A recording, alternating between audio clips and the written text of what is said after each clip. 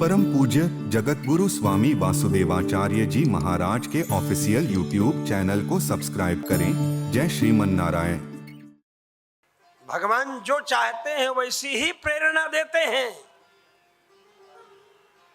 शेख मुजीबुर रहमान के लिए जेल में ही कब्र खोद कर तैयार कर दी गई थी, वहीं उन्हें दफनाना था। पूरी योजना बन चुकी थी, लेकिन परमात्मा ने इंदिरा जी के दिमाग में पता नहीं क्या प्रेरणा की और संघर्ष हुआ, युद्ध हुआ, शांति सेना हुई, शरणार्थी सहायतार्थ हम लोग भी 5-5 पैसे का टिकट लिफाफा पर चिपकाने के लिए देते रहे और युद्ध हुआ। युद्ध होने के बाद स्थिति ऐसी पहुंच गई कि सीधे उनको तख्ते ताऊस पर, सिंहासन पर बैठा दिया। कब्र खुद चुकी थी, वहीं गाड़ देने के लिए, जीते जी जमींदोज कर देने के लिए, लेकिन उठा करके सिंहासन पर बैठा दिया गया। ये सब बातें हमें कैसे मालूम? क्यों?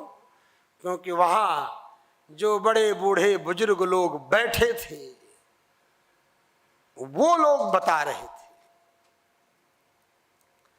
बलिया के पंडित अमरनाथ मिश्र जी थे, जिनको स्वामी जी हमारे बोल दिए कि इनको मैं सौंप के जा रहा हूं, इन्हें आप देखिएगा। उनके वात्सल्य को स्वामी जी ने परखा होगा।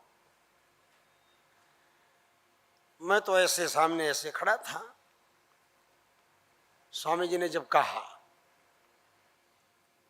और बाबूजी 1982 की बात है, ये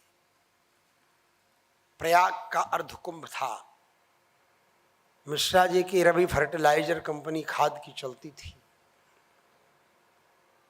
और इतने आर्डर थे कि माल पैदा नहीं होता। 12 वेंकटगिरी राष्ट्रपति जब उद्घाटन किए थे उसका, जिन्होंने प्रमाण पत्र दिया था, उत्तम उत्पादन का प्रमाण पत्र हमारे मिश्रा जी के पिताजी को दिया था बीबी गिरी ने। ऐसी खाद तैयार करते थे मिश्रा जी के पिताजी। ऐसी खाद, उनकी खाद के लिए पूरे पूर्वांचल क्षेत्र में मार मची रहती थी। खाद फैक्ट्री में मैं भी गया था, लेकिन ऊसर क्षेत्र में हो गई थी, कुछ ध्यान दिया नहीं गया। ऊसर में कोई भवन बनाइए, कोई उद्योग कीजिए, तो जब तक पुण्य प्रताप कमाई है तब तक चलेगा, और उसके बाद ऊसर में तो विकास होगा नहीं। इसलिए ऊसर में उद्योग, अब तो ऊसर को भी पाइराइट्स वगैरह डाल करके उर्वरा बना रहे हैं, वो भी तपस्या है। वो बताए पूरी घटना चश्मदीद की तरह, जैसे वहां दिल्ली में बैठे हो, बात हो रही हो लोगों की। जो लोग बैठते थे वो लोग आते थे। उनका प्रभाव इतना था कि वो वही निर्धारित करते थे कि बलिया में एमपी का टिकट कांग्रेस से किसको मिलेगा। जिसको बोल देते थे उसी को टिकट मिलता था। ये हम लोग देखते थे। 1982 में मंत्री लोग आए थे, बाबू शंकर दयाल सिंह जी आए थे, सतदेव सिंह जी आए थे, और बाबूजी आए ही थे, मिश्रा जी, अमरनाथ मिश्र जी, और सारे संत महात्माओं को उस समय बड़ा चकाचक बादामी कलर का खादी भंडार का ऐसा मोटा शाल टाइप का बांटा गया कि हम लोग वही ठंडी में ओढ़कर सो जाए चकाचक। विद्यार्थी थे उस समय। उस समय से वो वात्सल्य, वह स्नेह, वह रस, और वही स्वामी जी का विशेष स्वामी जी वहीं उत्तराधिकारी घोषित करना चाहते थे 1982 में। पूज्य त्रिदंडी स्वामी जी महाराज जी भी आए थे, उनकी झोपड़ी लगी थी। फिर स्वामी जी से आज्ञा लेने के लिए कि इनको उत्तराधिकारी घोषित करना है, बोले तो अयोध्या के उत्तराधिकारी बनावे के बाद अयोध्या में जाके घोषित करो, एजा घोषित कैला के कौन काम बा। अयोध्या का उत्तराधिकारी बनाना तो अयोध्या में घोषणा करो। कहां ककड़ी कहां मचान, ककड़ी यहां लगी हुई है, मचान वहां गाड़ेंगे। अयोध्या का उत्तराधिकारी बनाना है तो अयोध्या में घोषणा करो। फिर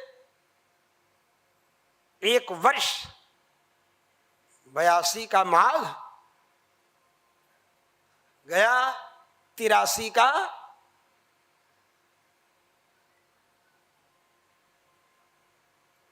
वो चैत्र, मतलब हमारा महीना तो चैत्र से प्रारंभ होता है ना। चैत्र आया और चैत्र में रामनवमी के 1 दिन पहले अष्टमी,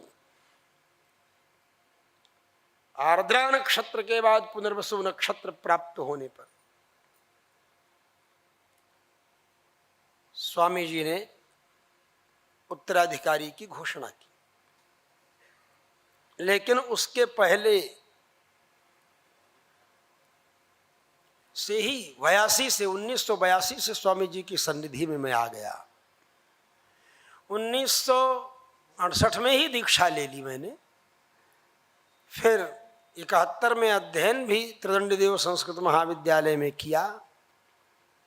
70-71 में उस समय याहिया भुट्टो हाय हाय का नारा लगाते थे, हम लोग खेलते थे। और उस समय भारत पाकिस्तान का युद्ध टाइप का कुछ चल रहा होगा। ब्लैक आउट होता था, लाइट बुता दो, बल्ब बंद कर दो, ब्लैक आउट होता था। ऊपर से लोग जान न पाए, अगर जलाना है लाइट तो काला पेंट लगा करके शीशे में या कार्बन लगाकर शीशे में तब लालटेन जलाई जाए। बिजली तो बिल्कुल नहीं, वहाँ तो कट जाती थी बिजली, उसको ब्लैक आउट बोलते थे। और कैप्टन उदय प्रताप सिंह जी मंत्री थे, वो बोलते थे ब्लैक आउट हुआ है, इसलिए वो बोलते थे कि अगर बम गिरेगा तो किस तरह से बचना है, ये भी बोलते थे। नाली के पास जाकर के जहाँ पानी का कुछ अंश है वहाँ लेट जाना है, पेट के बल लेट जाना है, सीधे लेट जाना है। सबको अलर्ट करते थे, विद्यार्थियों को ट्रेंड करते थे। अगर बम गिर गया यहाँ अयोध्या में तो हम लोग सुन सुन करके घबराते थे। मैं तो कहता क्या होगा, बम गिरेगा। वो तो सुरक्षा के लिए समझाते थे। परम पूज्य जगत गुरु स्वामी वासुदेवाचार्य जी महाराज के ऑफिशियल यूट्यूब चैनल को सब्सक्राइब करें। जय श्रीमन नारायण।